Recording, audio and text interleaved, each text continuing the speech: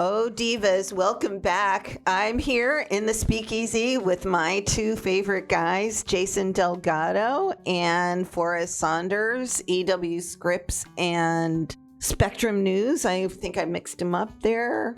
No, you got it right. He's on the spectrum. Oh, come on now. Oh, hang on. Don't give it to him. Oh, cheap points. I had to. Anyway, we're here. We're going to get you all prepped for session. You're going to love this. Plus, we talk about chickens and tickets and where you're going to eat and who you're going to hang out with. And join us in the Speakeasy this weekend. Deeper Dive 2026 session coming your way. I think it's going to be a brutal session. If you liked last year, if you thought that was interesting, that's an appetizer. You're listening to Deeper Dive with Dara, a podcast by the News Service of Florida. Let's dive in.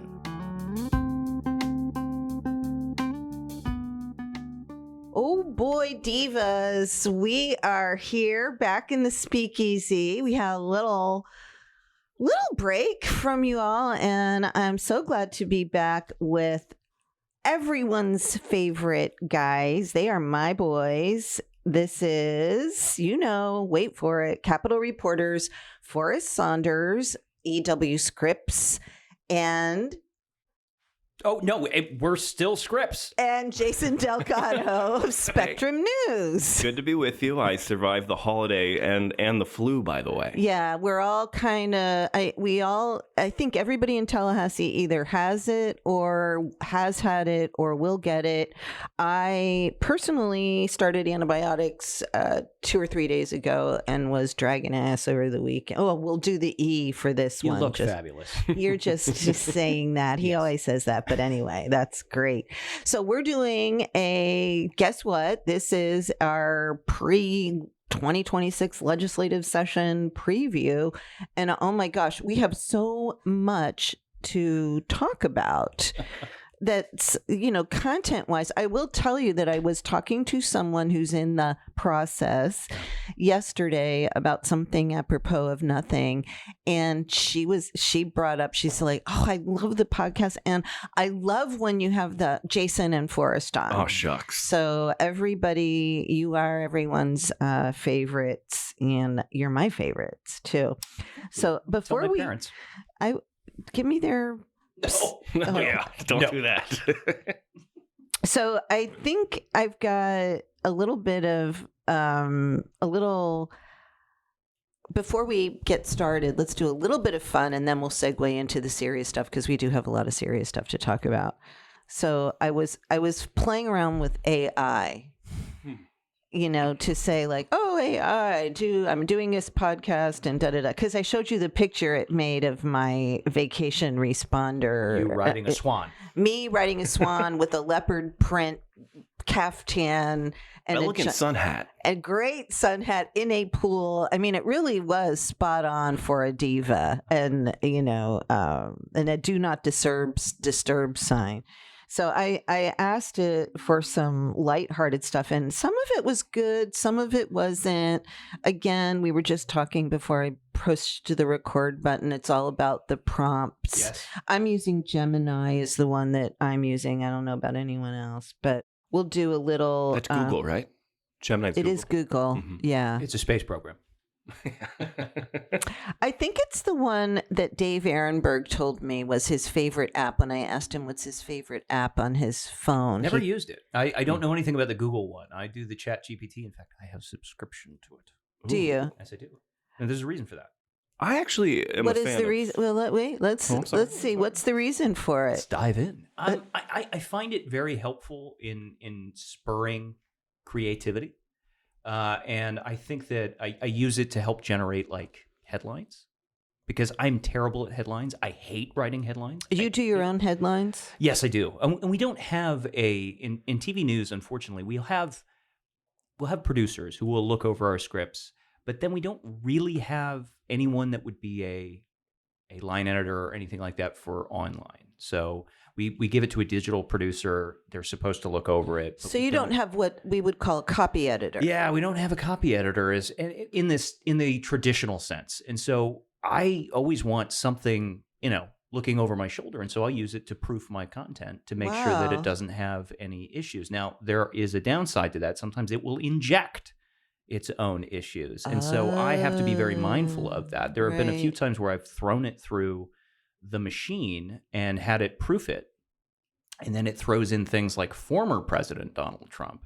And if you're not paying attention to it, that can get published. Interesting. And so you constantly have to be vigilant about that. And that's one of the drawbacks. It's not a perfect machine. It's all about how you use it. I've been using it, just fiddling with it to help generate questions for podcasts and interviews, because I do this 5 questions thing. And sometimes they're weird and sometimes they're really good. Mm-hmm. It's really bad at writing haikus, just FYI. But you were going to say about before I stopped you from speaking. Yes. What was I going to say? Oh, ChatGPT, great. Mm-hmm. Use it. I think it's good at a broad level, conversationally as well. But Perplexity is probably what I use for work more often. And it's an AI platform, but it's more of like a research tool. And so you can ask it a question, but it'll spit out as much information as possible. But it's all bullet pointed and it's all hyperlinked and sourced. That's helpful. Yeah, and so it kind of gives you a nice little rabbit than trail Gemini. Of Perplexity. Is it free or do you have to pay for it? It's free. Oh, it's free. Of course, because they want all your data. And I'm willing to give it thus far. They want all your data. Apparently giving my data and my money. How much of a sucker am I? Well, we are all suckers in this world, aren't we? True words have not been spoken. So one of the things that AI, I said, just give me some lighthearted questions from my boys that are coming in to do the podcast. And one was, it tells me now, I'm reading from the script, I'm going to give you a classic capital buzzword and you give me the reporter's translation. And it had a bunch of, I had to tell it what the buzzwords were because it had some weird stuff that was just completely irrelevant to Florida. So I said, give us what really, when people talk about the process, what does that really mean?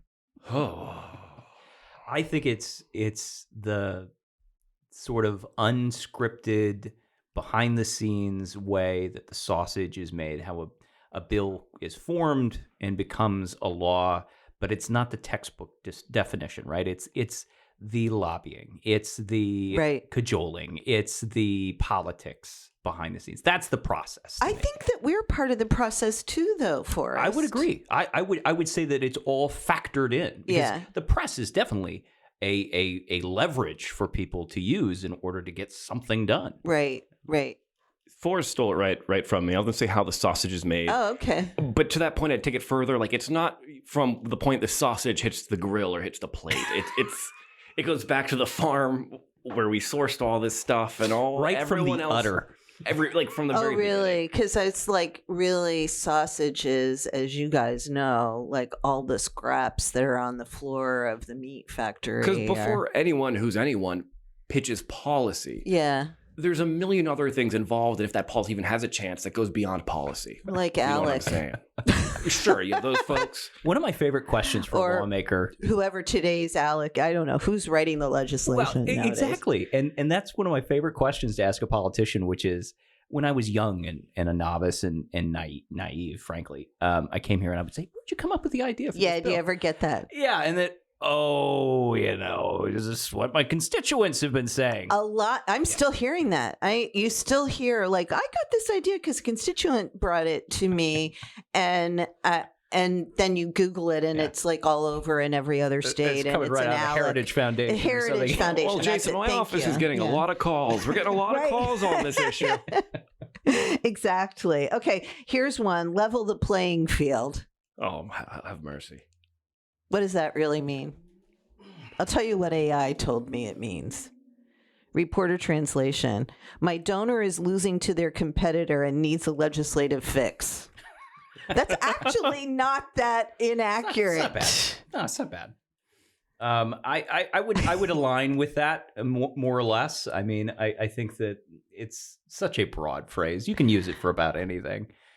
This one is the best, unless you want to add to that, but we got to get to the real meat here.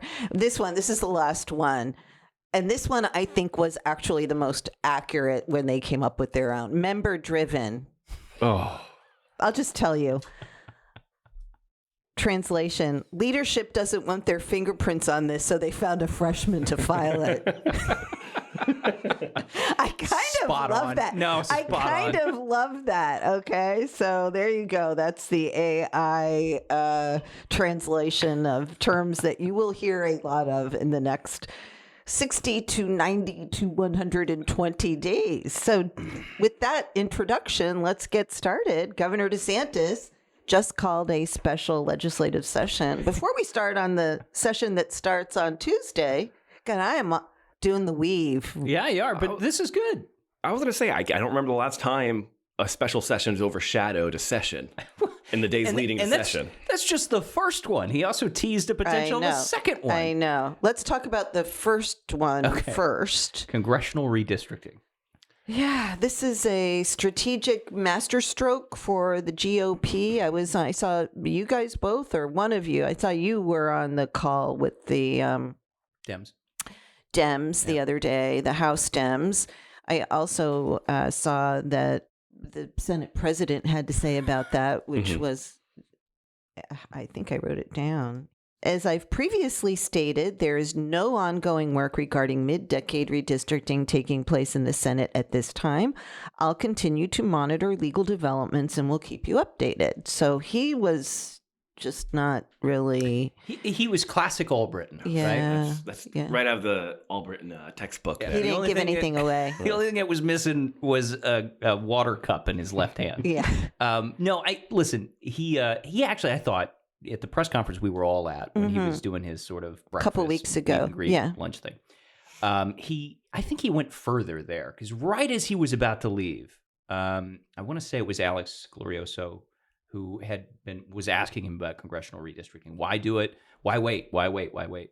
Or why do it at all? And one of the things he said before he walked out the door was, "Makes sense to me to wait until we have more guidance." I remember because I ran that bite, and that was just as he was about to go eat.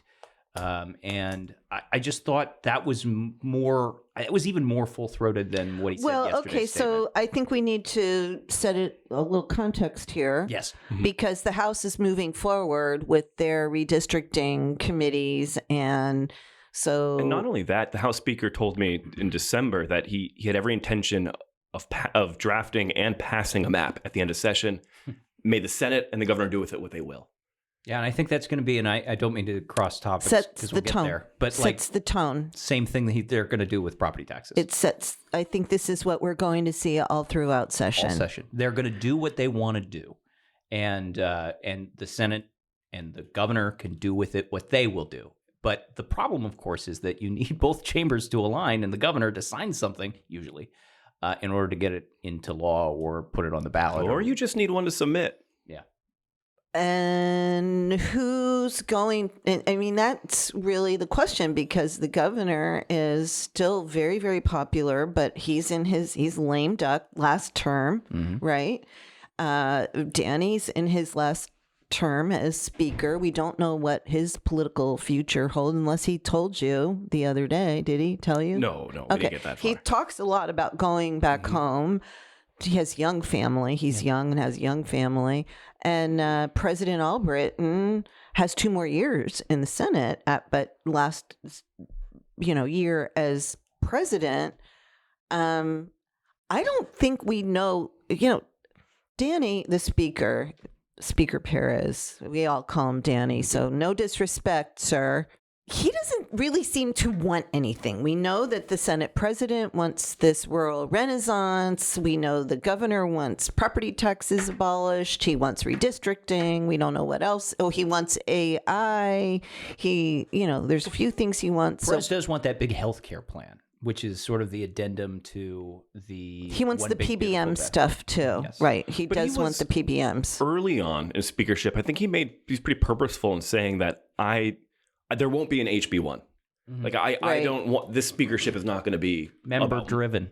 Hey, there you go. Member He does driven. say member driven a lot, but he doesn't have, if he does have priorities. Now, he did talk to me about his PBM bill when I asked him what his priorities were. I mean, certainly I think there's policy in bills that's close and near to his heart. right. But it's unlike other speakerships or leaderships where we've seen them kind of, put their policy on the mantle of this is mine and I want it done. Right.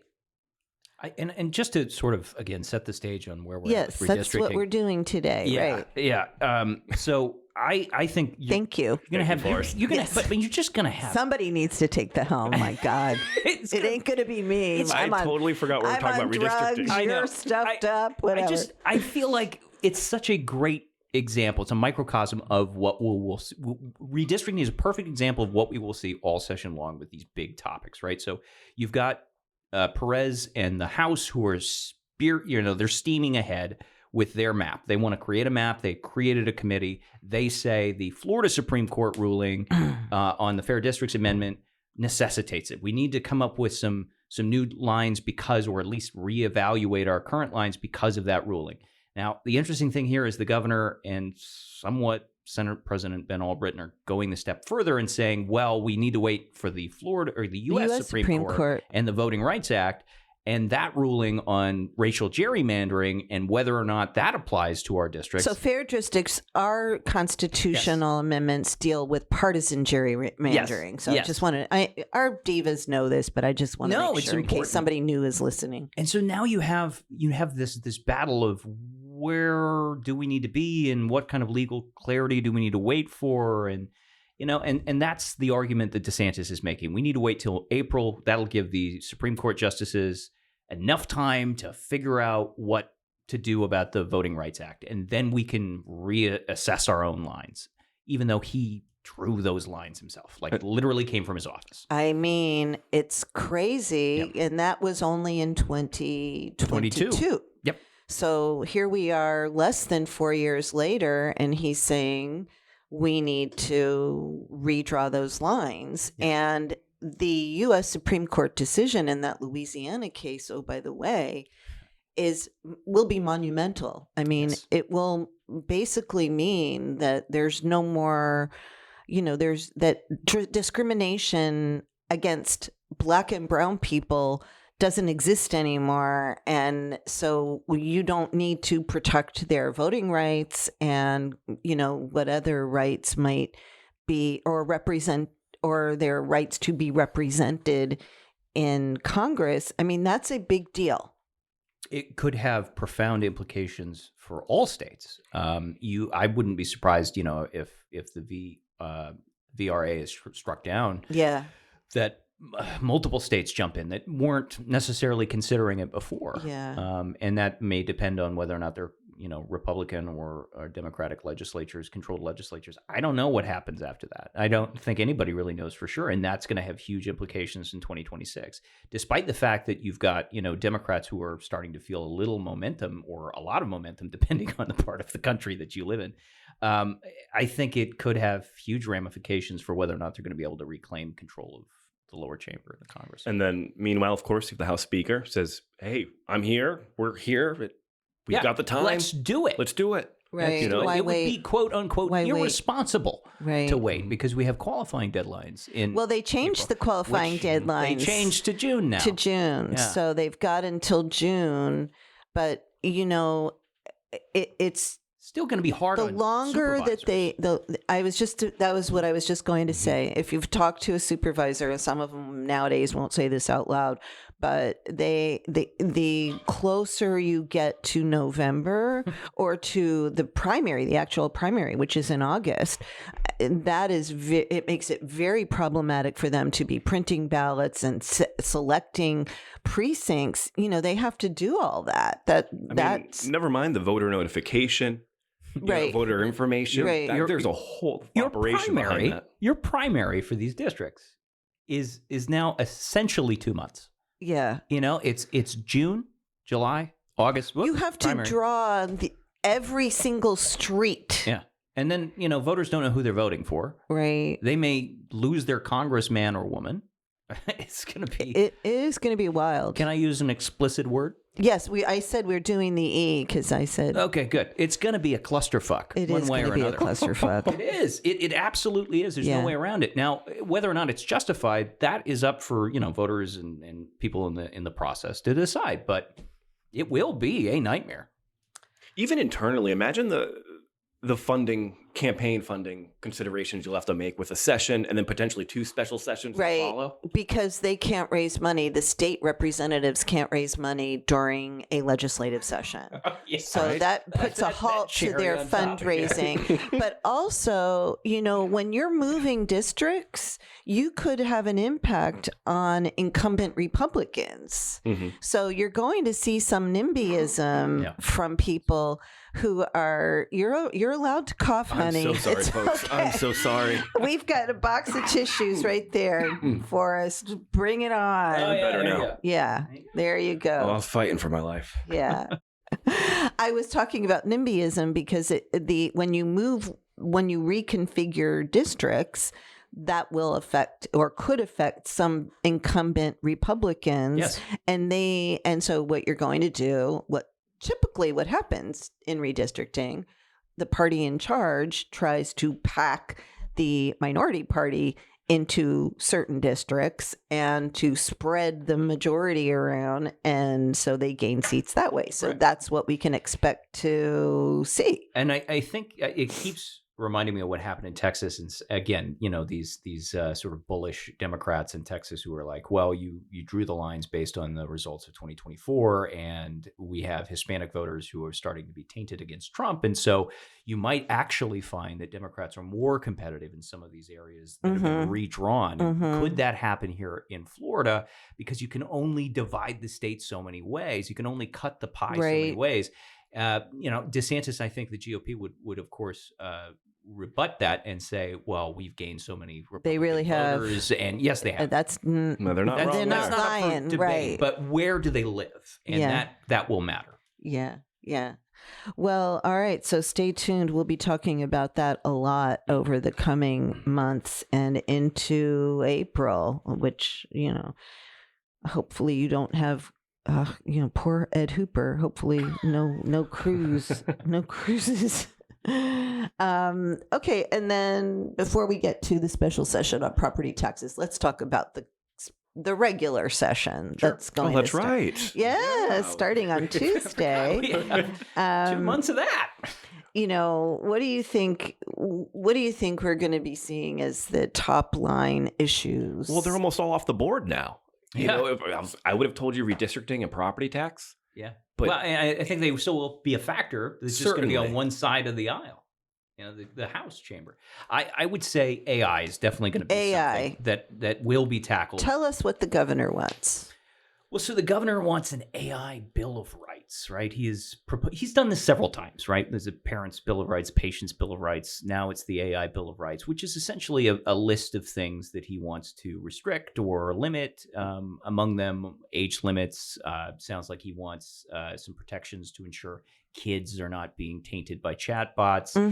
There's just a laundry list of things that he wants to get done. And I think that there is interest in both sides, both the Senate and the House is one of the issues that they align on. There's bipartisan support for some of this too, I think. But the question is that like the biggest pressing issue that's affecting Floridians, right?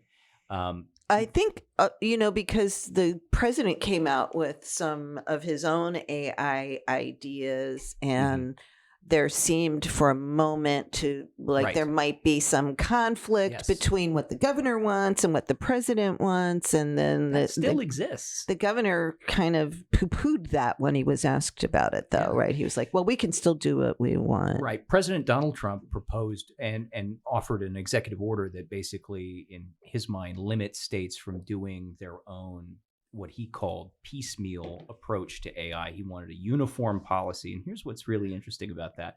We asked House Minority Leader Fentress Driscoll about what she thought about AI a few weeks ago in one of her press conferences. And what she said was she aligns with the president. She thinks that there needs to be a uniform national policy rather than having states do individual things. And, Republicans here kind of disagree with that, whether it's, the governor, whether it is members of the House or the Senate that I've talked to. So, and even some of the candidates that are running in 2026, like former House Speaker Paul Renner has said that he aligns with. He's running for governor. Yeah. We had him. He's a diva. Well, I don't know if he's a diva, but we had him on the show. Which was, by the way, a public disagreement between Governor DeSantis and President Trump. Yeah. Yes. And the governor was vocal about that. He was. Yes. He was. Yes. That seems to have just sort of died down now because we're on to other things like immigration enforcement again and ICE officers. I think immigration. So what more can they do? Well, it seems like now they're pushing towards the classroom,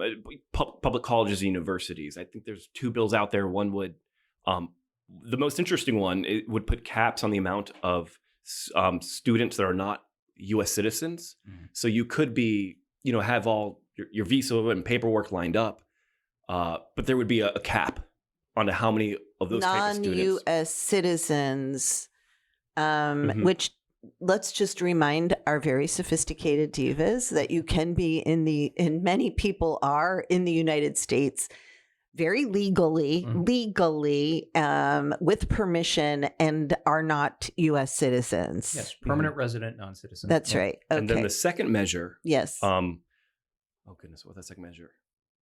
Oh, undocumented migrants. It would ban state universities and colleges from accepting undocumented migrants. So we did away with in-state tuition for dreamers. And now we're just going to say no schooling for you. And then again, the House, and there is now a companion measure over in the Senate trying to move forward with universal E-Verify checks for all employers. All employers, because it's now at 25. Yeah, not just 25 or more. And that's a Jacques bill over in the House. I think Martin is carrying it in the Senate. Maybe there's some interest. I mean, obviously DeSantis has been supportive of it, or at least he said that vocally. And we'll be right back with Forrest Saunders and Jason Delgado. 160 miles per hour or more. That's the strength of today's hurricanes. Winds that turn debris into deadly weapons. Storms that intensify overnight. They're hitting harder, faster, closer. Our homes have to keep up. Build for 160 and beyond. Go to beautyofblock.com/impact/southeast to learn more.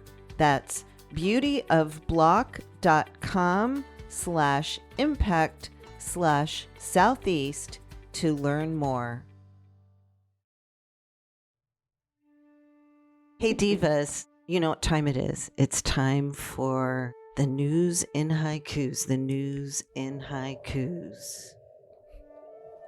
I think it adds an element. Okay, so because we talked about AI a lot, I actually prompted ChatGPT to write this haiku. Okay. It did a beautiful job. Did it? Yeah, the prompt was, write a haiku about Florida's upcoming legislative session and the power struggle between the House, the Senate, and governor over property taxes and redistricting. It's all about the prompts, baby. It gets deep. Ready to feel something? Ready. Okay. The news in haikus. The news in haikus. Gavel meets the sun. Maps and millage lines collide. Power sweats in tally. My God. I know. Really good. I know. My God. That was scary good. I know, like on the back of my neck, hair right up. Because it had the nature I know. too, you know? It's beautiful. Oh, we're all screwed. You're so screwed. That was The news exactly in what I haiku. thought. That was the news in haikus. Don't forget, we'd love to hear your haiku. You can slide them into my DMs, or you can send them to podcasts. That's podcasts with an S at e.newsserviceflorida.com. Wherever you're listening, please don't forget to subscribe and give us a rating if you like what we're doing. And we're back with Forrest and Jason. Hi. Did you miss us? I miss you every day. Bernie Jacques also has an interesting bill I haven't written about yet that came out, I think, while I was on vacation on my swan, that would require non-U.S. citizens to have a marker on their driver's license that says NC. And that... has anybody written about that? I saw that bill come out and nobody's written about it. Okay. Cause I didn't know if we did possibly have, I'll be honest, don't let my boss hear this, but I haven't read all of everything we've written over the 2 weeks while I was gone. Cause then I got sick, and please believe me. No, it's an interesting bill. It is very interesting. Till now? Yeah. This is the first time I'm hearing of it too. Oh, well, not saying you're wrong. You're just ahead of the pack. Let's take a look. Should we ask Perplexity? Should we ask Gemini? One of you do that while we talk about... Forrest, why don't you use your premium subscription to ChatGPT to get to the bottom of this? Gave me pictures. Bernie Jacques.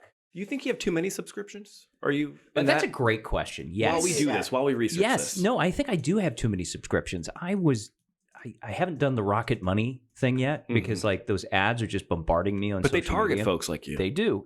I definitely have too many. I have. Do you think you have any duplicates? What are the odds of that? I don't think I have any duplicates, but I definitely know I'm wasting money on crap that I'm not using, including some of those streaming services. Part of it is because my cell phone plan gives me a few like extras. Who's your cell with? I'm a T-Mobile boy. I used to be a T-Mobile man. Yeah. Went to AT&T.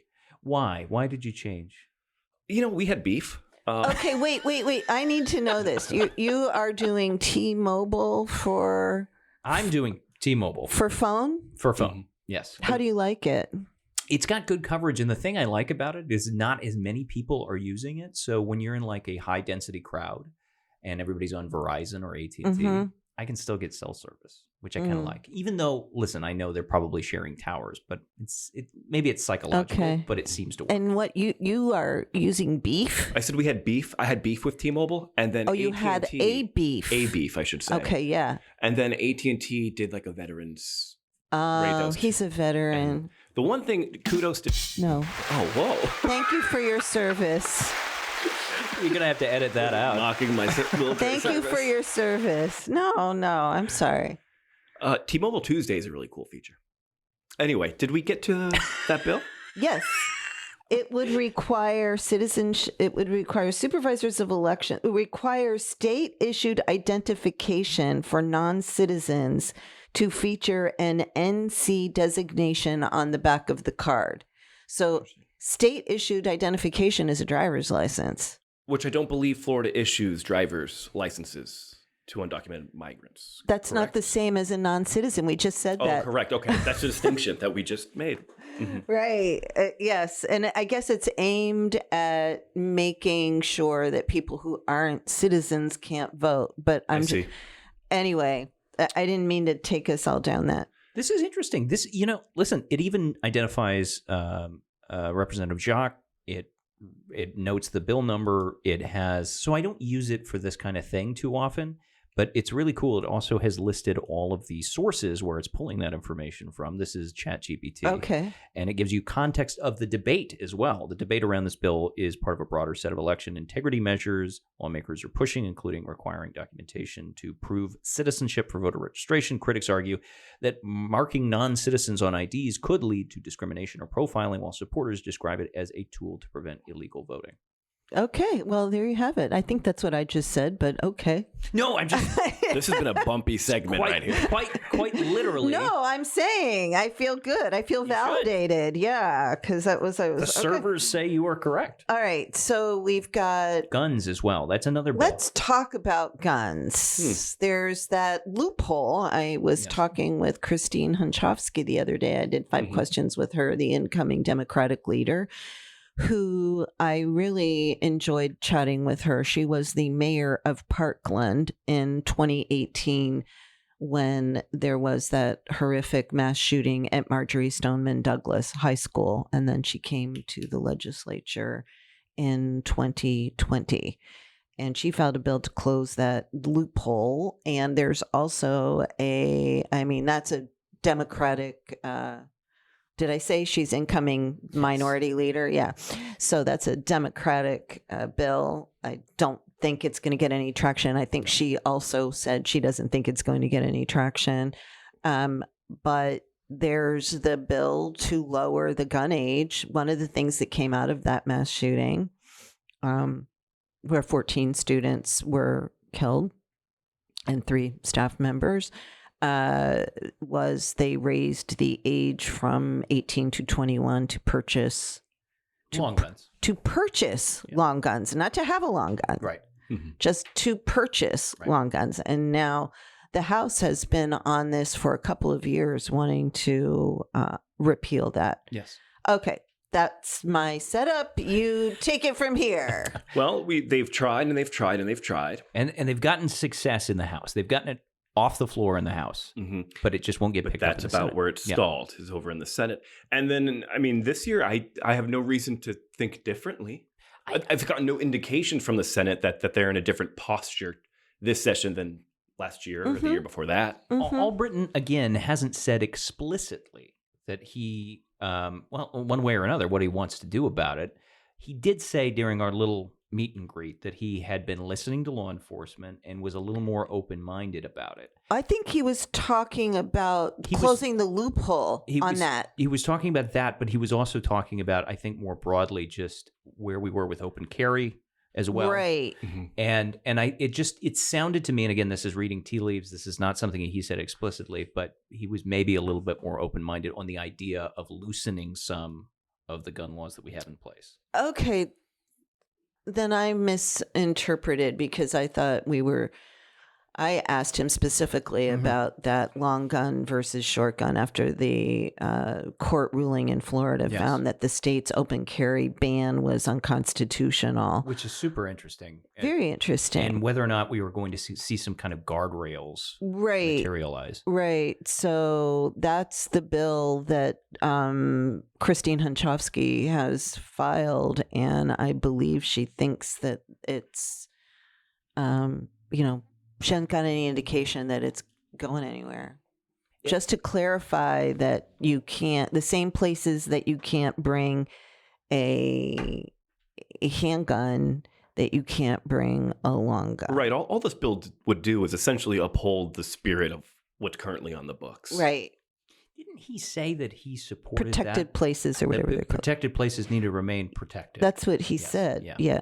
And yet I don't think it's an election year. Nobody's going to do anything that the 2A or what are they called? There's a couple of groups. It's not really the NRA anymore. It's this. Was it the Florida? We have a low Florida carry is one, and anyway, but I don't think GOA, Gun Owners of America, have that's like a Florida another chapter. one. That's right. I've spoken to some folks over there. They're a no-go on that. They are a hard no on that. And then there's others. I think the Florida carry folks are kind of like, yeah, we can work with them and do something. I know GOA, at least per my GOA last is hell conversation, no. I had a conversation with him. And it's not about the spirit of the law to them. It's just the fact that we don't believe that should be a law to begin with. That's right. So that's where they're willing to start. So it doesn't need any clarification, because you should be able to bring your gun any damn where you like, right? Right? I mean, that's their position. Where's the NRA? Yeah, well, I don't know. I mean, maybe Marion retired. Yeah. And that's that. But I haven't seen them. Whoever replaced her, I think, got replaced. And you don't see them standing up and testifying or, she used to send out a press release every. Well, she was a force. She was a force. I mean, she was the powerhouse behind all of the model legislation that Florida passed, almost all of it, that, stand your ground. I watched a documentary on her, believe it or not, before I was ever really involved in this. Really? And her story is remarkable about how she began this trajectory in the NRA. Yeah. Thereafter. She was also a big advocate for the mockingbird. She really was. Yeah. Which, without her voice, I don't know what's going to happen. There might be some actual movement towards the flamingo. She was one of the actual first people I had on the podcast. I had developed a relationship with Marion Hammer over many, many years. And I don't know if either of you had ever were fortunate enough to be inside her office that was on Monroe Street, which I think, like, it's over, like, there's some news outlet that's in there that's kind of near Metro Deli. Do you know what I mean? I know it's what you're like talking weird. about. You have to do the secret knock, and there's secret. You know what I mean? I think Politico's in there. That's it. It's Politico. Oh. Yeah, and she had all these eagle. It was very interesting. She is a very interesting lady. So hello, Ms. Hammer, if you're listening. So guns. We've got guns. We've got. I'm gonna say a word. Say a word. I think it's super important to Democrats this next session. Insurance. I think they fixed it though. I think Republicans think they fixed it. Yeah. Although I will say, when I talked to, I sat down with Representative Steele, who is now Kevin Steele, who's running for CFO. That's right. He suggested to me that he believed there was still some room for more reform, or at least repealing some of the stuff that they did in the past to provide more access to the courts, to change some of those tort laws. That they put in Really? place. Yeah, because he felt like people needed They to went have too their- far. Yes, needed to have their day in court. And there has been some murmurs about that happening. I've heard again. that conversation Yeah. too. Really? John Morgan spoke at length about it. And of course, like I mean- an attorney, yes. Of course, an attorney, yes. But like, But I mean, John Morgan, good, he's talking about it, but what's Ron DeSantis going to do? Tell me what Ron DeSantis is going to do about Nothing. that. He's going to veto anything that Yes, ends up on his that's desk. what I'm talking about. Yeah. no, but I do think, I mean, I only brought up John to make this Yeah, point yeah. he made. No, he is has that been. If you agree with critics, then you believe that, Lord forbid, but Florida on her worst day, when all these claims start filing in, Yeah. and then all these Floridians realize that, like, they're facing Goliath, Yeah. and they don't have a rock in their hand. Yeah, Mhm. that was his little metaphor. Oh, was That it? good. Yeah. Yeah, that is a good metaphor. That there's voters are gonna be irate. Yeah. Floridians are gonna be irate Yeah, when they realize, if you align with this thinking, that the deck is that stacked against them. And so Democrats are making it sort of their big priority. They want to have insurance reform. They want to have, more transparency, more oversight, more regulation of the industry. And they've proposed a slate of bills to make that happen. Are they going to go anywhere? No, they're not going to go anywhere. But they're trying to make the case that it's not property taxes that are killing Floridians in their affordability crisis. It's that their premiums are still high, whether that's auto Property or house. insurance. I mean, their homeowners are protected by Save Our Homes too. So I think we forget about that. That caps how the increase in your property tax payments Yes. by 3%, I think, or some percentage. So I don't know. Property insurance and auto insurance, but everybody says auto insurance is coming down. I have not seen that. Have Either you guys way, seen that? if you ask me, I think Democrats are in a fair position if they continue to pound the table and use the word Right. affordability. Affordability. Just and that's what they've done it. Affordability? They've been doing it. Affordability. Yeah. Okay, now wait. Thank you. Yeah, I got the right one that time. You're looking at me. It's funny. Affordability. I know what you did there. Affordability.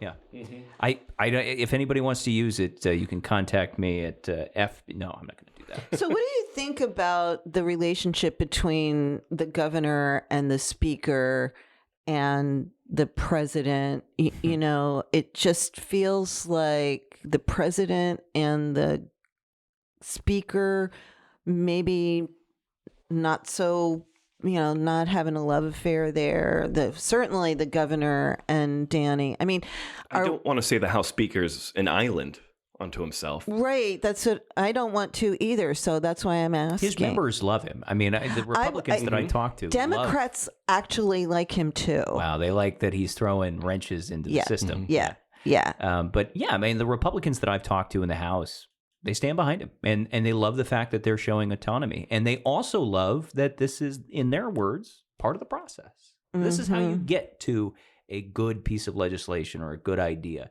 Is you debate and you fight over it, and you both come at it from different sides. And so, I keep hearing that rhetoric as we get closer and closer to session. But to answer your question, I think it's going to be a brutal session. If you liked last year. If you thought that was interesting, that's an appetizer for what I think it's kind of be. Catnip for reporters, but it is. you know, in terms of getting stuff done, There is a cost to not getting stuff done.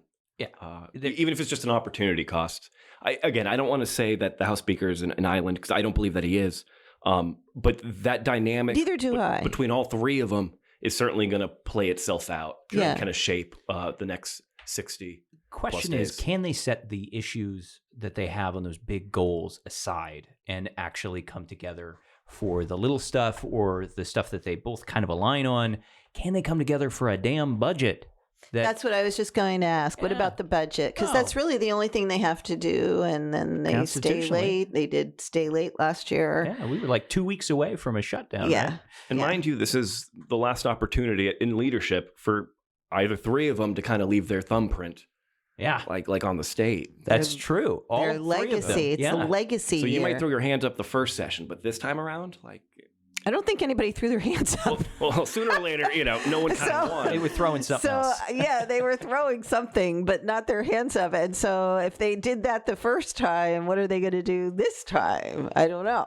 I think that we will see, obviously, plenty of bills get across the finish line. Most bills are still, 60-70% of bills are done in a bipartisan fashion through the legislature. So we're going to get stuff done. It's just the question of the big stuff that's actually going to, Floridians are going to feel it. Is that going to get done? Yeah. Yeah, I don't know. I mean, they've done so much of the cultural wars. We call it cultural wars, but they've done so much to do away with DEI. Oh, there's another anti-DEI thing in the works, right? Does anybody know about that? I don't know the specifics about it. I've just been so focused on the three big topics, which are redistricting, property taxes, and then, whether or not we're going to do anything more on like affordability. Speaking of affordability, I do one thing I am curious about in the budget, if I may. Please do. Was Governor DeSantis casually floating the idea of what I'd love to see? Oh, the tolls. Maybe we just go ahead and wipe out tolls for Florida residents. Yeah. I'm sitting in the back like, what did this man just say? Yeah. Yeah, I did see that. That's a big thing to say. Or it would be good to have to do away with those little things you have to buy. Those transponders are a pain in the ass. It was a statement that cleared sinuses across the cabinet. Yeah. But the thing is, he was obviously spitballing it. Again, it's like, let the tourists pay. That's why, property taxes? Nah, you live here. This is we have a big gate at the, welcome to Freedom, Florida. If you're a resident, but if you ain't, screw you. Yeah, we're following the Disney model. It's funny, speaking of Disney, so my dad works at, we're all from Central Florida, but my dad, till this day, I come home from the holidays, we'll be on 408 or something, 417, Jason, I've been paying these tolls for 30 years. Oh, that's hilarious. My whole life, he said, are they ever going to pay off this bridge? That's funny. And it's just casual Orlando talk, but that's tolls, funny. they impact people, especially if you are a commuter. Yeah. You think about people traveling to theme parks and what that requires, whether for some people that's $7-10 out of their pocket a day. Which might not sound like much, but for low wage earners, that's yeah. When they did that first round of the rebate program, I was driving around for all the hurricane coverage, and I was able to qualify for that credit because I was using tolls so much, and I can only imagine people that have to commute daily. Wow. On those roads. Hey, by the way, speaking of driving, FYI. If you ever go down Miccosukee, which I live a block up from Miccosukee, and I live right near Kate Sullivan and Cobb, near Uptown Cafe. Just so anybody, that is a Midtown area that a lot of people traveling to Tallahassee might be driving down that road. They have installed speed cameras at the schools because that's part of a new law that in school zones they can give tickets, and the cameras operate. They don't just operate during school slowdown times. So they operate, I think there's a little sign and it says, I think from 7:30 in the morning until 4:30 in the afternoon. That's good to know. And speed. I have one of my neighbors told me that 4 people in her family got tickets over the past couple of days, like ranging from $200 to $280. I will say, not to get in the weeds, and I'm sorry if you don't live in Tallahassee, that I'm going down this road. But that's an easy road to kind of speed on. I live on the backside of Miccosukee. Yes. It's easy to kind of start.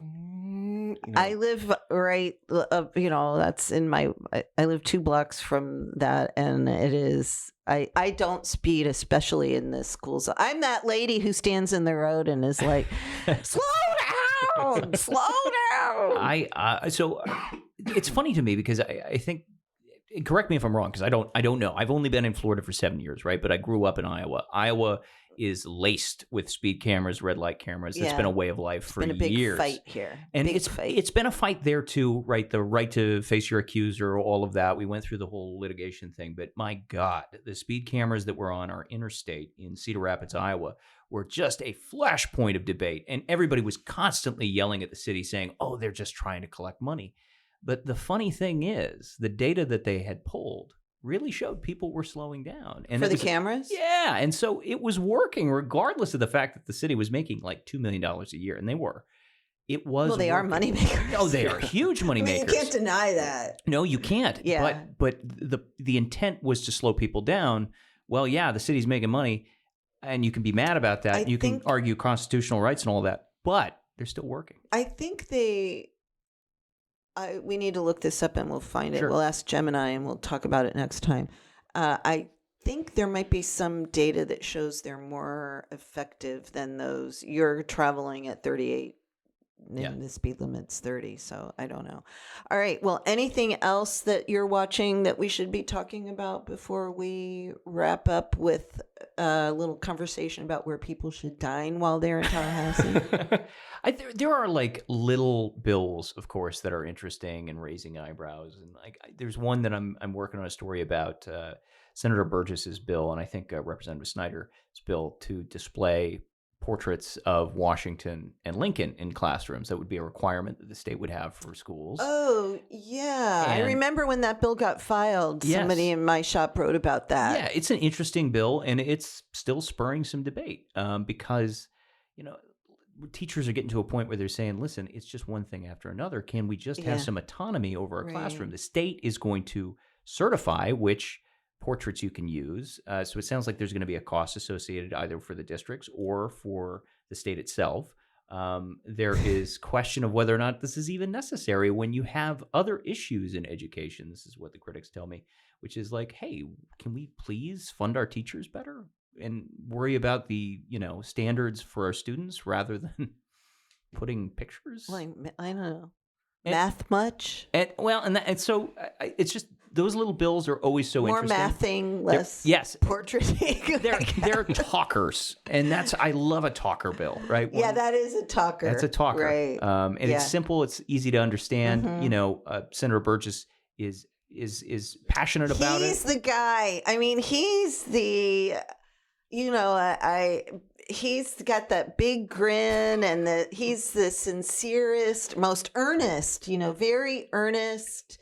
And a veteran, right? Yes. And so he's got all the things, and they give him sometimes the shittiest shit. But he goes out there like the soldier he is. I'm not saying this one is a bad one. I'm just saying they have given him some very controversial. I remember him in that anti-riot bill. Yes. Yeah. I think he was a freshman too. Yes. Yeah. Yes. He just stood there and handled it. And I have. And he's an attorney, right? He's an attorney. I've seldom met a reporter who, after speaking to Burgess, like in my stations, will come back to me and they'll be like, he is so nice. He really is, and I completely I have no idea what he's like IRL, but he's always been very, very nice to me and easy to work with. Any other talkers, Forrest? Oh, what was another one? I'm sure you had a quirky one come across your desk. The flamingo. Yeah, the state bird. Flamingo? Is it really the perennial question? Mm-hmm. Should we change the state bird? I think it's time. I like the flamingo. I like the flamingo. It feels Florida. It's already the lottery No, you know bird. what? No. If we're changing, here's my vote. Roseate spoonbill. Oh, goodness. Have you ever seen a roseate spoonbill I know in the the spoonbill. wild? I do know that. I've never seen one in the wild. We used to sail a lot. No. And I was sailing around Cayo Costa a scoopy couple of beak on it. years ago. Oh, those are pretty. And I came across a whole flock of roseate spoonbills just hanging around waiting in the mangrove area while we were sailing past. And it was one of my most favorite, gorgeous, lasting memories. I'm going for roseate spoonbill. Folks, this is what compromise looks like. The roseate spoonbill. I mean, I wanted a flamingo. It's pink. You said no, but you met me in the middle with this. It's doofy. It's doofy looking. Yeah, I like this too. It's cute. I'm a heron guy myself. I think that I like herons. they're just gorgeous. They you got are. the blue heron, the white heron, or maybe an ibis. I'll throw like that the out ibis there too. Yeah. I mean, I love ibises, but I mean that when you see that IRL again, you'll never forget it. Do we talk about property taxes, or do we let it dangle? I'm sorry. my I've goodness. almost forgot about the property taxes. Yes, let's talk about property taxes. Boy, oh boy. So the governor said he wanted a second special session, and let me see what the Senate president said about that. Again, just pure Albritton in the comments. There's a lot. It's very long. Should I read the whole thing? I selected a little quote. Okay, you do it then. Because I have copied the whole thing and it's very long. It's One my of the story things he today. said is major revisions to our property tax structure are a big deal. Big deal. Yeah, That's such an Albritton that phrase. that is an all written. Okay, so what he said basically in a memo to staff was that he was, quote, certainly open to addressing property taxes at a later time because, quote, the substance is more important than the timing. And And he also said major revisions are a big deal. big deal. That's a big deal. That's a big deal. Oh, that's good. Thank you. That was very good. That matters. It's one of my favorite phrases. That's good. But- We're getting the Ben Albritton impression here. Oh, Troy Kinsey, he was the impression He was the master. best. Yeah, he was. the best, especially with Charlie. Oh my he's God. perfect. Yeah. So it sounds there that Albritton is aligning himself, not necessarily has aligned, but is moving towards aligning himself with the DeSantis mentality. You've got the House again, who's got the Select Property Tax Committee that is already analyzing, had a slate of 8 different pieces of policy, 7 that could potentially go in the governor Constitution. disparaged. Yes, called them, a half-baked measures and just, talked them down. Said we need just one, and that is an Right. elimination of homestead property taxes, period. And we're putting it on the ballot because otherwise voters will be confused. And I was just talking to Chair Overdorf, who chairs that select committee on property taxes. What did he say? They're moving ahead. They're going to do their own thing. The House is going to get something done. He said that he is committed to getting 1 or 2 options from the House slate on the ballot. And he says, we know that there are different member options over in the Senate. Members have proposed their own bills. He's not, writing off the Senate entirely. He still thinks that there's a possibility, 60 days a session, he says. And they've got one bill ready to go for a House vote next week. Let's do our own thing. Yeah, I guess they're saying we don't need him to tell us exactly. when to do it. There's a level of proactiveness in the House. Yeah. That's not there in the Senate, it seems. Do you think I'm wrong there? At least when I look at redistricting and property tax, the House has kind of been a very gung-ho, well, let's make committees, let's start talking about it. Let's kick the tires. Chair Overdorf essentially said that. He's like, we're here. It's 60 days. Let's do something. Right. Why do we need to wait? Yeah, why? I mean, it's not like, they maybe because they couldn't get the budget finalized on time last year. Because, it's like they don't have a lot of really heavy lifting legislation this year based on what we know. So why not go ahead and do something hard during the regular session and then just have one legislative session, one special session after the regular? Overdorf said it's our job. And you have to imagine there's conversations back and forth. Oh, yeah. Meet me on the middle on this, is there something that we can produce? Well, what? Between who? Between the Senate and the House. Do you? I would have to think, or maybe there's no communication. I think it's part of the process. Do you think there's talks going on? I have nothing to sustain that belief. It's just, I would imagine that at some point, someone's got to pick up a phone and Well, say, you can hey, imagine that. here's what I'm working. Well, I never proclaimed that was happening. I'm saying that is how traditionally it would work. I'm just questioning whether that's how it's I'm just asking the question. I'm not saying it's not. I think it's conversations via proxy that's my guess. Because, I keep talking to people like Overdorf, and he says, yeah, we're talking to people in the Senate. Okay. And so, they're having conversations. I just don't know if it's the top between level. Danny and Ben. Yeah, I don't know what's going on there. You startled me there. Made it sound like that was... No, I was just asking. Are you on record? Are you going on record now? I don't think being provocative. I'm being breakfast every morning and saying, hey, so what are we doing today? So milk and cereal, or cereal and milk? How did that become a thing? Is this more provocative talk? No, I'm just saying, why is that even a thing? I don't know. I think at the end of the day, this is what we're going to see in the next 60 days. Is the House is going to move ahead with its priorities, and it's going to throw them on the Senate and say, go for it. To the governor. So where's the governor going to give his State of the State address from? Well, that's a good question. It's going to be in the House. It's in the House. It's in the, according to what we got from the House and the Senate. It's But I was kind of wondering about. No. I thought it would be. To their point, the speaker, the Senate president and the governor, they think we can wait because this is a big topic. Albritton has said it's really important to him that we research this and we figure it out. And DeSantis keeps promising he's going to give us the details of his policy proposal to eliminate homestead property taxes. We haven't seen it yet. He says they're still working on it. Okay. Well, I guess we're going to have to wait until April or May if he does, in fact, call a special session. He hasn't said, I'm going to do it. Right. He kind of just offered the idea. See, what are the odds it's something that's within the pack of 8 bills that the House already and that's why they're not saying what it is. I'm just brainstorming here. But how much more creative can you get? There's a lot there. Yeah, there's a lot there. I mean, I think there is one that does completely away with property taxes. I think all of that is education that preserves the education funding. That's the biggest difference between the slate that the House offers and DeSantis, what DeSantis says he wants. I still think he's going to have to put some kind of guardrails on it, like he's going to say law enforcement. Yeah, or you have to have been a homestead resident for 10 years or something. Like I could see that carve out in one of his plans. Right. I think part of what President Albritton is grappling with is the rural counties. He's a rural guy. Are flipping their lids over this because they don't have a lot of, if you cap property taxes on residential, the bulk of their revenue comes from residential property taxes.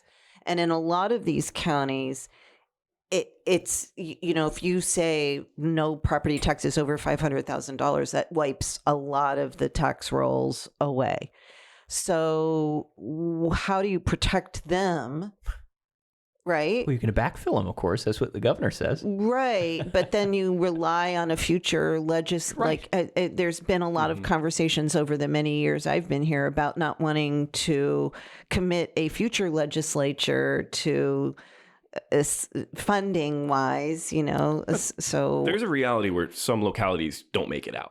Right. You don't make it out of this session. If that happens, they would have to dissolve. They wouldn't be able to conform or meet the standard that the state would be setting up for them. In fact, even with the provisions that the House is proposing, we had cities and counties come to the meetings and say, we can't afford this. That's right. We can't even do the things that you want us to do with preserving emergency funding. We can't. Well, we have another discussion. I see you guys are looking at your watches, so you probably need to go. But I think we didn't even hit on the Doge, right? So that the chief financial officer, Blaise Ngolia, and the governor have been doging. And, I haven't seen this lately, but again, I've been off for a couple of weeks, but, going around, Blaise is going around and saying, I found $400 million, gazillion dollars of bloat in Miami. Fill in the blank for a blue county or whatever. So that is a question, I think.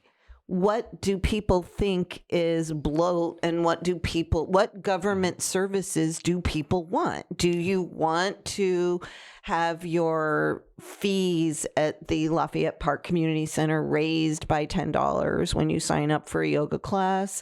Do you want to have to pay to use the park? Do you want to have to pay to take books out of the library? I mean, it's a question. I'm not saying that all of the things that I'm just giving you an example of things that people like that are not maybe basic government services like fire and police. Right. And that's actually a good thing that you mentioned, because I think that's worth looking at during session is what they want to do with Doge. Blaze did roll out his package. Among other things, they want to make it a more permanent fixture within government. They want to give it more teeth. And so, Doge could be here to stay. Yeah. And their bite could get a little meaner. Right. If lawmakers decide that's, in the state's best interest. And again, their whole position, as you mentioned, is that cities and counties can afford this because look at all the money that we found just hanging out or being spent on frivolous things. I think Blaze likes to keep referencing the hologram in Jackson. Oh, I know. He hates that. Yeah. He hates that. The hologram at the airport. It's $70,000. Isn't it at the airport? Yeah, it's kind of cool. I don't know if you've seen it before in real life. I've seen it. Doesn't look like $70,000 to me, but listen, that's something he can point to and say, is this really worth your taxpayer dollars? But is $70,000 really going to make a difference in property taxes? Well, like what's the old saying is you go broke $20 at a time. It's. Oh, I think my daughter's kindergarten teacher used to say, "Change makes dollars." Right, and so there's two different yes, there is frames of thinking. There absolutely is. But you can't nickel and dime your way to eliminating property tax. But also, should the people who live in those communities get to decide if that's how they want to spend their money? Right. Mm-hmm. And if not, then they can elect new people. And if so, then let them. Yeah, and if Doge is now a permanent thing in government, that's going to inherently bake in a conflict between the interests of a local community. That's right. And the opinions of a statewide elected person. I mean, I just find that very interesting because, I like more public art. I would like if we spent more money on public art. I think it's a good thing. I think it adds value. Forrest hates it. Oh, I just hate art in general. Yeah. Any form of expression. Yeah. Just hate it. Yeah. I go home and I sit in a black room. It just lights off. I tried not to listen. All right. This is all a lie. Where do you like to eat in Tallahassee? Let's give our divas who are traveling up here from elsewhere where I've heard. And drink, I've heard that a certain someone in this room enjoys the fourth quarter. Oh, brother. In fact, I think Jason is in line for a part-time cook job there. If you check the social media page, you will find that he has piqued his interest. Oh, goodness. I can't believe y'all went there. Yeah. Look, I like a local watering hole. Please don't visit my watering hole. Okay. Stay away from the fourth quarter. Go to your fancy bars and restaurants. Stay away from the fourth quarter. How about Leon Pub? Do you like Leon Pub? Leon's almost where I draw the line. Once you start losing air conditioning and your fridge no longer works, it's like, okay, you lost me. All right. Well, where would you recommend then? You all do very well on Adams Street. You could just hang out over there. Yeah. Hayward House. As far away from you as possible. Stay away from Midtown. I don't know if that is Midtown. Is fourth quarter Midtown? I don't know. Pushing Midtown. Okay. Yeah. How about you? You have a recommendation for us? Are we talking about restaurants? Are we talking about bars? Two distinct things? Yes. And I have observations. Yes. Both. Okay. Yes. For restaurants, my favorite restaurant in town is Cluster and Hops. It's still in business. Yes, it is. They have changed locations, but it is a phenomenal little wine bar, and the food is spectacular. Where are they now? They are on Thomasville Road by across the street from the Whole Foods. So, I mean, that's my neighborhood. When and did they move in they're there? that little strip mall across Where the Five street. Guys is? Yep, right next door to Five Guys. Holy in fact. cow. Yes, When are did right they there. move there? About a year ago. Okay, so not that long No. ago. I haven't Yeah. been to the new location. But Okay. that is a very nice. The Oh, I love brand it. is very nice. The brand is nice. That shopping center is an odd choice for them, but It is, but you were ensconced still in cheese and wine. They have the boxes. Yeah. They've kept the vibe of the old restaurant. They've just made it bigger. and easier to get in and out of. That place on Yes. that location on Monroe Street was the worst. It was right next to a gym, and half the time mattress shop. was it a mattress shop. Yeah. Oh, Yeah, gosh. yeah. Yeah, well, not my favorite, but Okay, still so love the that's restaurant. for eating. That's for eating. and for drinking. 1903.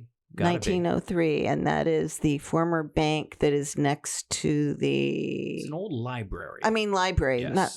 not bank. Yeah. It looks like an old bank building does. to It's- me, it's like from the behind- Wild West. It's behind Illuso off of Monroe. Right. So if you go down the chain of parks, it's right He's there, very right. bougie, y'all. Yeah. Meanwhile, Isn't I'm at he? the fourth quarter. You know, Yeah. See, but He's I very think- bougie. But this is what's so beautiful about I'm a Cool this, Beans. this pairing. I'm a is that Cool Beans gal. Cool Beans is great. I can walk there from my house It practically. is so it's you. not too hot. If it's It's- not too hot, It's a little hipster, and that's what's great about it. I do like Cool Beans. I think Yvonne Adams is very nice in the evening. Like catch a good sunset after work, and they have a pretty good yeah. happy hour too. Yeah. that's mind in you. the hotel DoubleTree. Yeah, DoubleTree. Yeah, it's yeah. upstairs. I always get lost going up the elevator because you got to take an elevator all the way up, and then And then you have to take another. one more. Yeah, you gotta take the one special more. elevator. Yeah. And when I get up there, I just feel like nobody wants me there. Did you guys see what the sunset that I took a picture of? I posted it on Twitter the other day from my back door. I happened to be just Oh, walking beautiful. upstairs. That's lovely. No filters, no nothing. I didn't touch it up. That was literally the other day. I went upstairs and I was like, "What's going on?" And I opened the door and that's what I saw. You know, say what you will about Tallahassee, we got the trees. Oh, they're We do beautiful. have trees. Man, No. Do you know what else we got? Chickens. Guess what I woke up to this morning? I let the dog out. I was making my coffee. I posted a picture on Twitter yesterday of a chicken in my neighborhood, and my neighbor across the street has chickens. So I texted him. I'm like, free range chickening in Tallahassee. I texted my neighbor, and a couple hours later, I saw the kids walking around with this long pole with a net on the end of it. So this morning, I'm like making coffee, and I swear to God, I hear this clucking. I'm what? Because I never hear the chickens. So Max is outside. Yeah. So I open the door, and instead of that gorgeous sunset, I see Max has cornered this Oh, no. poor chicken in a corner, and I'm in my pajamas and my bare feet. And so I don't know. I'm texting my neighbor, like, your chicken's in the yard and Max is there. And so they come running over. Meanwhile, I go in to get my shoes on, and I have a deck that's off the ground, like maybe in some areas only 6 inches, and in other areas you can crawl under it. So Max, the poor chicken, and I see some feathers in the yard. I'm like, oh my God, because if you live in Wakulla County, somebody in Wakulla County will tell you once dogs get the taste for chicken, really? they're done. I did not know that. I had a neighbor who shot his dog after his dog got What? the taste for chicken. He raised Wow. chickens, and he had a dog that got in the chicken coop, and I was like, what was that? Is your neighbor Christy Noem? No, no, but you look it up. Ask Perplexity. So anyway, chicken's not making any noise. They're there with the net. I finally get my shoes on. I grab Max. I put him inside. I'm like, fretting and wringing my hands. And she goes, my neighbor is fierce. She goes crawling underneath the deck. Oh, jeez. And, she's talking. We can't hear her because she's under the deck. And she's like, it's all the way up against the house. And I was convinced that Max had killed that damn chicken.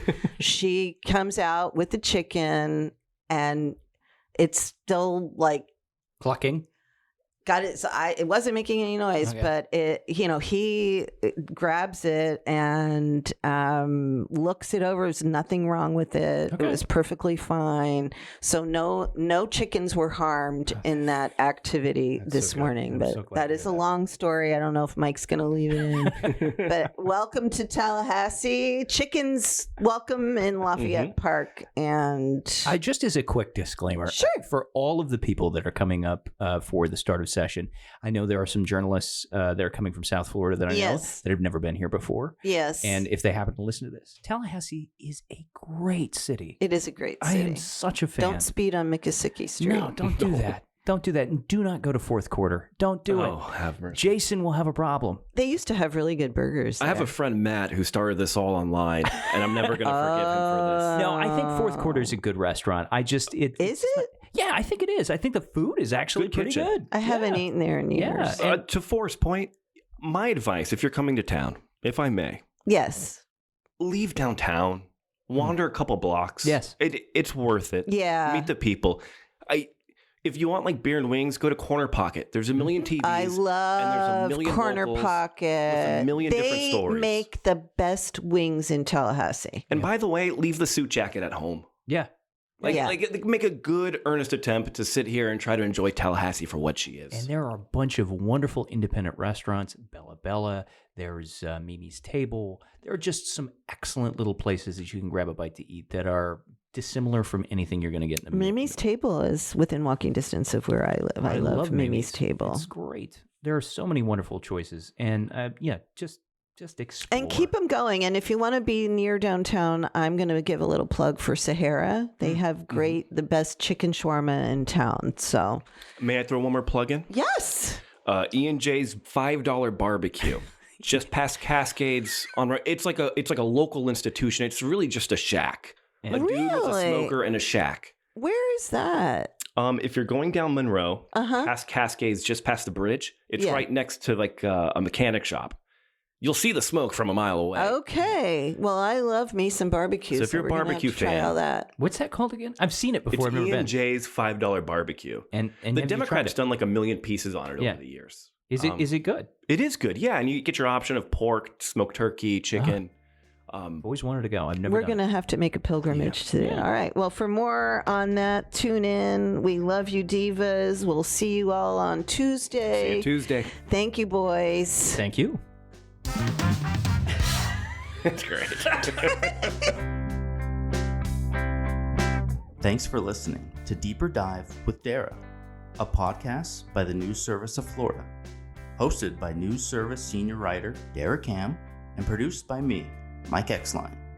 Music for the podcast was recorded by Periodic Labs, LLC.